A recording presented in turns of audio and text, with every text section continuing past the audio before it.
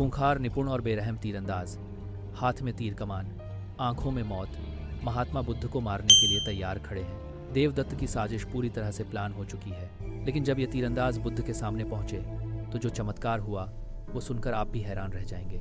नमस्कार दोस्तों, स्वागत है आपका हमारे चैनल पर। आज हम बात करने वाले हैं भगवान बुद्ध की जिंदगी की उस घटना की जिसमें देवदत्त ने बुद्ध को मारने के लिए तीरंदाज भेजे थे। देवदत्त बुद्ध के चचेरे भाई थे, लेकिन ईर्ष्या और अहंकार ने उनके मन को पूरी तरह जहर से भर दिया था। बुद्ध की बढ़ती लोकप्रियता, लोगों का उन पर विश्वास और सम्मान देखकर देवदत्त जलते थे।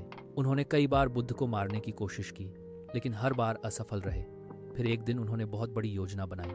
देवदत्त ने मगध के युवराज अजातशत्रु को अपने साथ मिलाया और कहा, अगर तुम मेरी मदद करोगे तो मैं तुम्हें राजा बना दूंगा। अजातशत्रु तैयार हो गया। फिर देवदत्त ने पूरे राज्य से सबसे खतरनाक, निपुण और बेरहम तीरंदाजों को चुना।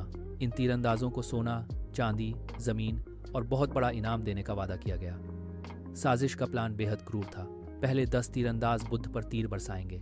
अगर बुद्ध बच गए तो अगले 10 तीरंदाज हमला करेंगे और अंत में बाकी 11 तीरंदाज तलवार लेकर बुद्ध को मार डालेंगे। एक दिन भगवान बुद्ध राजगृह के पास के घने जंगल और पहाड़ी रास्ते से अकेले शांतिपूर्वक चल रहे थे। उनके साथ कोई शिष्य भी नहीं था। तीरंदाज छिपकर तैयार थे। हवा में मौत का सन्नाटा छाया हुआ था। तीरंदाजों ने कमान खींच ली और निशाना साध लिया।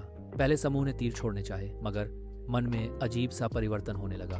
बुद्ध का शांत चेहरा, उनकी करुणा भरी आंखें और दिव्य तेज देखकर उनके हाथ कांपने लगे। वे तीर चलाने के बजाय हथियार नीचे रखकर बुद्ध के सामने आ गए और बोले, भगवान, हम आपको मारने आए थे।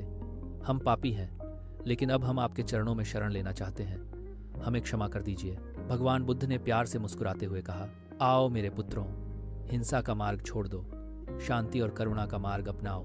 जो तुम्हें मारना चाहता है उसे भी प्रेम दो। सभी तीरंदाज बुद्ध के चरणों में गिर पड़े।